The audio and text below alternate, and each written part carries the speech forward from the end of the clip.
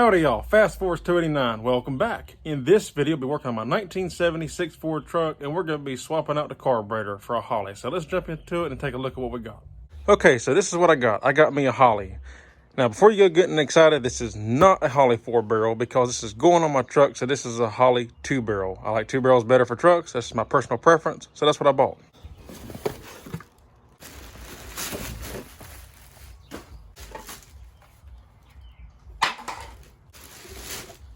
Oh yeah, oh, that's pretty.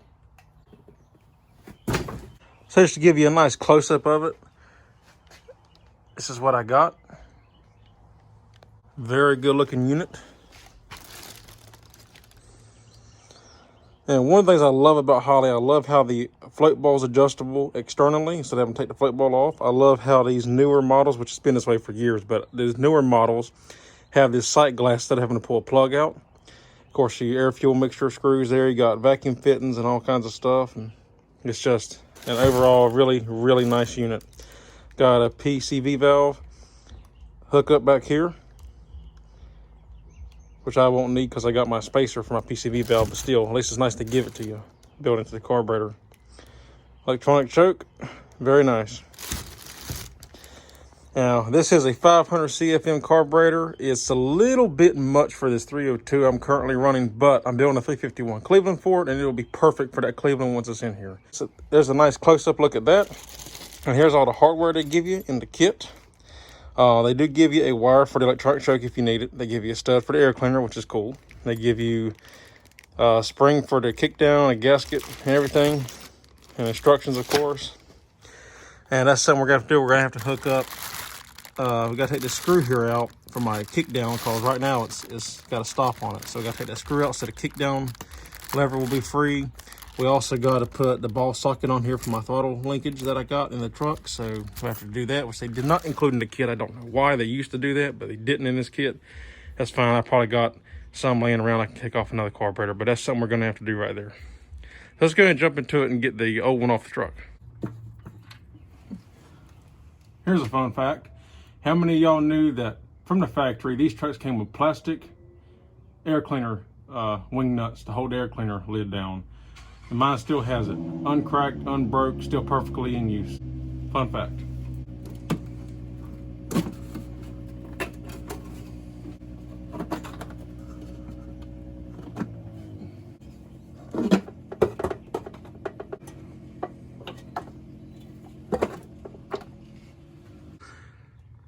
Okay, so this is what I currently have. This is the original, at least to the best of my knowledge, the original one that came on the truck. 2-barrel Motorcraft 2150 carburetor.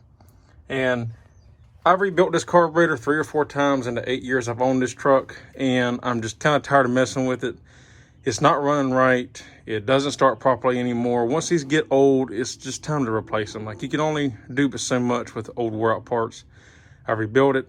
I've cleaned it out. I've done everything. So this is why I'm changing the carburetor out. It's been a good unit for 40 some years, but now it's time to just upgrade it and get something that I don't have to worry with all the time. So one thing is, when I eliminate this carburetor, we will no longer need the choke stove tube going into it right there. Won't need that anymore. And also will not need this hose anymore for the evaporative emissions control. So to be honest, I kind of hate taking that off of here just because I think it's cool that it's still here after all these years, but you know, it is what it is. Take it off, and once I change it to the Cleveland anyway, you know, it'll probably be a better setup overall. So let's go and get this thing taken off of here.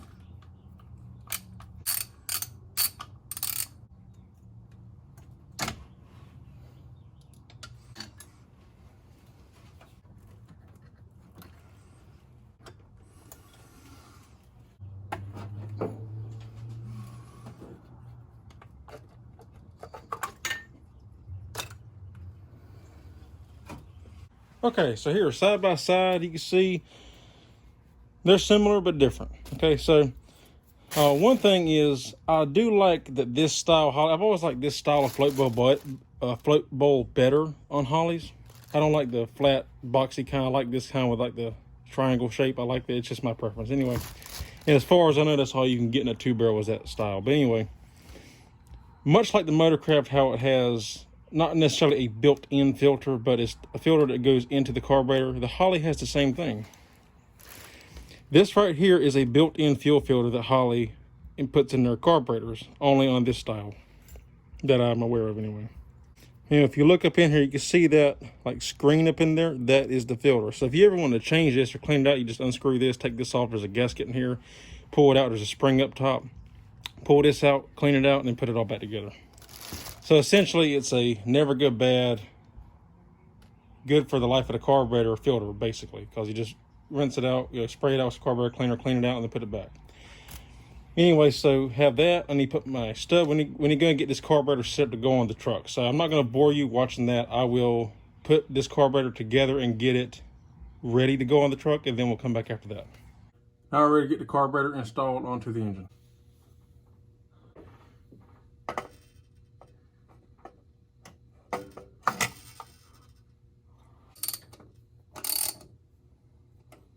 And you're going to bolt your carburetor down in a crisscross bolt pattern. That way you get a more even bolt torque sequence.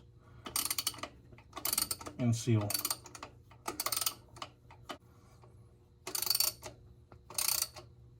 So now we got to adjust our throttle linkage. I still need to hook up my kickdown rod and adjust that as well. So I can go ahead and check that while I'm checking the throttle. I gotta know how far to screw this screw out so this can actuate it whenever you hit the gas.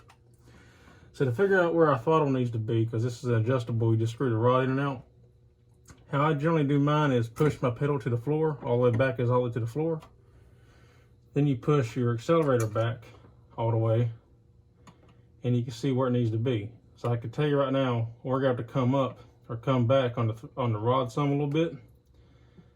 I know my finger's in the way, you can't really see it, but you see right here how the ball socket is behind where it latches at. So we got to screw our rod in some to make it fit better. So we're going to screw this in a few turns and check it again and do it over and over again until we get it. And generally what I'll do is whenever I get my linkage centered with the ball socket, I'll give me one more turn in, and then that'll be where I set it.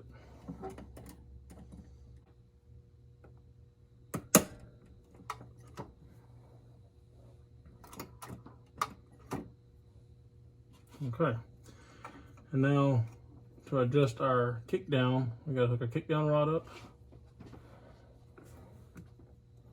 and we got to see and open the throttle, floor the throttle, and see how much. See, I still got all that room. That tells me I need to come out on my adjustment screw some. So take that loose and adjust all this now that we need to.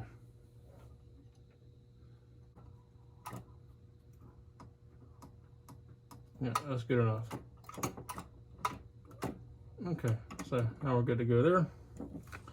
And you can also hook up your return springs and all that now too. I'm going to tighten up our kick down rod, and we also got to adjust our choke a little bit. But other than that, we should be about ready to fire in the hole. So we kind of skipped forward a little bit. I spared y'all the painful, boring part of me hooking everything up and kind of like making things work. So I'm going to show you a couple things. My coil, I don't really like how I had to do the coil for now. With this fitting coming down here, the carburetor's too low, and I got some fuel line that I tried to bend. The problem, I don't have a way to make a bend tight enough to clear that to come up front. So that's something, when I put the Cleveland in here, it'll be easier to work around these issues. But I had to kind of like loosely just set my coil in here for now. It's snug because I got the fuel line routed around it. It's not pinched it's still loose and it can still move. But it's routed around, came up in here, I had to flex this out and hook it up in there like that. It works. It's not Like, it don't look bad when everything is put together with air cleaner and all on it, because I already trial fitted that too. But it's not the way I want it. But the good thing with the Cleveland is it's a wider motor. It's a little bit taller motor. You got more intake room, more space to work with, which means that, and also the coil mounts up here instead of way back here. So that'll make it easier when I get that engine put in here to kind of tidy this stuff up a little bit, make it look cleaner and better. But for now, this will work. Aside from that, it went pretty well. I mean, we'll talk more about the actual initial setup of how I got it running later. But I just want to show you all my connections. Like, everything is hooked up the way it's supposed to be. Kick down rod works like it should. One thing I will note, if you notice my choke is way over here, I had a little bit of problems getting it started, and that's why it's way over here to force the choke open, because it's not cold where I'm at right now, not really. But they put these little tiny, like, pins in there, like this. So you couldn't turn the choke but so far either way, and I couldn't open it far enough to make the choke open. So I had to pull those pins out. I just took a pair of needle nose pliers and pulled them straight out, nothing to it. And then I could turn this the way I needed to. When it cools off again, because the motor's hot, I've already run it and make sure everything runs properly, look for leaks, make sure it don't leak. Whenever the motor cools off and it's a little bit cooler outside, I will come back and adjust the choke, because you have to do it with it cold. So I can't do it right now anyway, but I'll do that later. Not a big deal. The other thing I want to talk about is air cleaner. Now, if you're running an original air cleaner for any old 60s, 70s Ford, one thing you have to modify on them to make it work with an aftermarket air cleaner, or I mean carburetor, is these little tabs in here. These tabs usually stick straight out like that, and they're meant to set into the carburetor right here in this spot right here. And what it does, you got one on each side, because you have a tab here and a tab right there. And what it does is it kind of sits in here like this, and it acts as a centering guide to center your air cleaner on the carburetor the way it's supposed to be. So simple fix. All you gotta do is just bend those straight up a little bit, just enough to clear that new air cleaner, because it's not cut out like that for it. And then your air cleaner will bolt right on with no problems. You can see what I'm talking about, how it don't have the room that the other one does. Also, another thing is, this might hit the bottom of your air cleaner. Luckily, I have this thick gasket. I put the gasket they sent me on here, and then this thick gasket. So I don't have that issue. Mine bolted on just fine, no issues. But I would recommend picking up a thick one, because you may hit the bottom of your air cleaner, maybe. So I'd recommend picking up a thicker gasket. Don't ask me where you get them, because honestly, I've had this one forever. So I don't know where I got it. I don't even remember, but I'll check Summit Racing for that. Or another alternative is to come in here, and it would hit right in here in this region if it hits at all. So you could potentially dent this a little bit to clear it, but then the other problem you run into with that is that's also where your air filter sits. So you can see that's right where that sits, which is not a big deal, obviously, but that is one thing to keep in mind on that. Another couple little quick things I want to talk about with this carburetor. So make sure you check your adjustments. I messed up, and before I ever checked anything, I tried to start the truck. This idle mixture screw was 1.5 turns out like it's supposed to be from the factory. That side was only half a turn out. Always set your idle mixture screws at 1.5 turns out to start with. Screw them all the way in until they stop, turn them back out 1.5 turns. That is your general starting point, and then you can adjust from there. I believe I have mine set on one full turn out. That's where it ran the best at. But that's where you want to start, is 1.5 turns out to get you going. And also, you adjust your idle. I had to adjust my float bowl. Now, like I stated before, the good thing about this carburetor is you have a sight glass. You want your fuel line to be right in the center of that sight glass. You see how you can shake the truck and see it stops right in the center? That's how you want your float bowl to be. Now, this side don't have it. Don't ask why, I don't know. Some of them have it on both sides, some of it don't. I'm assuming just because it's a 2-barrel, you don't really need but one anyway. But anyway, so there's that.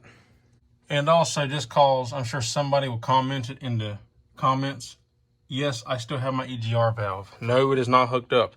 I disconnected that right after I bought the truck. The previous owner disconnected the smog pump already, so I just took the smog pump off. The lines are already disconnected.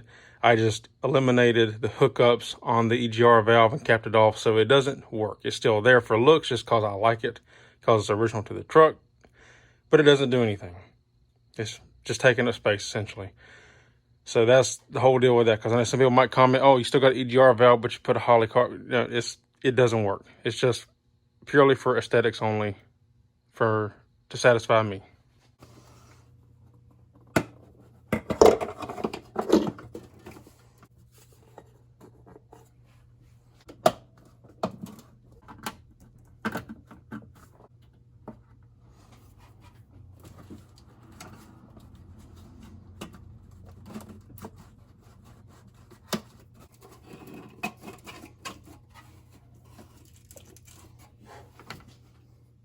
Okay, and that is the finished look. So, see, the air cleaner bolts right up, and you can see just a little bit of the Holley underneath there, which is kind of cool. You raise the hood, you see that, it's just neat. And in a way, it kind of fools people. They think you got a 4-barrel, but you really don't. But anyway, everything bolts right up like it did. Like I said, a little bit of modifying, a little bit of tweaking, but that's just essentially the nature of just doing anything aftermarket. So I'm gonna give you a startup video now to show you how well we start up.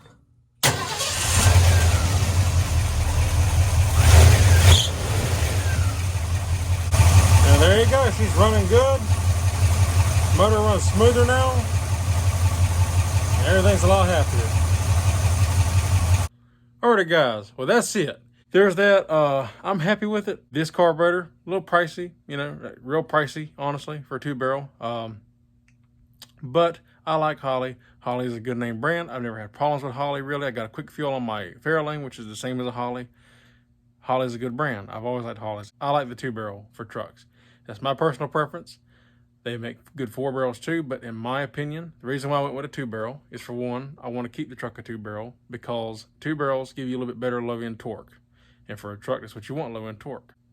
The overall review of the carburetor, I gotta say, good. Great running product. Bump the key, it fires right up. So I'm happy with it. I'm gonna run it for a while, see how it does. Hopefully it'll keep on doing good. And like I said, I'll come back and adjust that choke later. But it was an easy install, nothing to it. Anyway, so that's all there is for this one. If you like the video, give me a thumbs up. If you're not subscribed, consider subscribing. I'd appreciate it. If you have any questions, comments, or concerns, leave them in the drop box down below, and I'll get back to you as always. So, yeah, until next time, I'll see you in the next one. Take care.